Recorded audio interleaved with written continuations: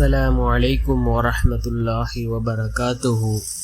الحمد لله الذي نحمده ونستعينه ونستغفره ونؤمن به ونتوكل عليه. أما بعد.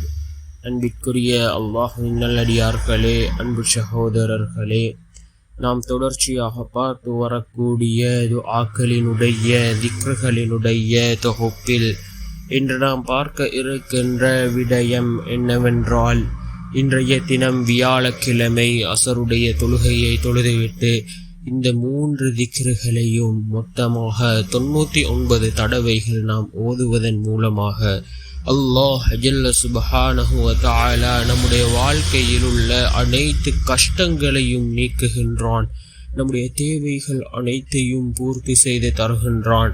அப்படிப்பட்ட மிகச்சிறந்த ஒரு திக்ரை தான் நாம் இன்றைய வீடியோவில் பார்க்க இருக்கின்றோம். அன்பார்ந்தவர்களே, அல்லாஹ்வின் நல்லடியார்களே, அதிகமானோர் நம்முடைய சேனலை சப்ஸ்கிரைப் செய்யாமல் பார்த்து கொண்டிருக்கின்றீர்கள்.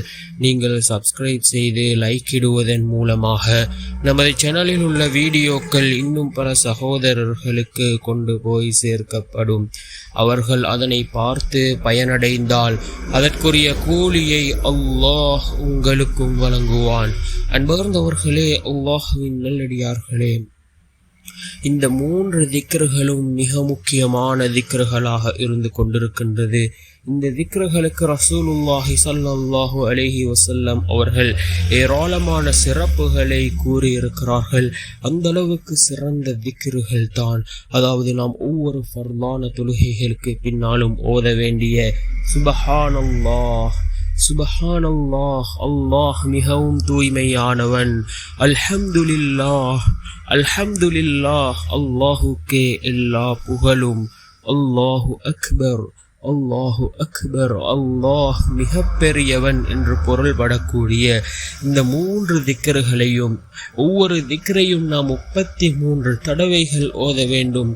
இவ்வாறு நாம் மொத்தமாக 99 தடவைகள் இந்த திக்ருகளை ஓதி நாம் அல்லாஹ்விடத்திலே கையேந்தினால் நிச்சயமாக அல்லாஹ் ஜல்ல சுப்ஹானஹு வ தஆலா நம்முடைய துஆக்களுக்கு பதில் வழங்குவான்.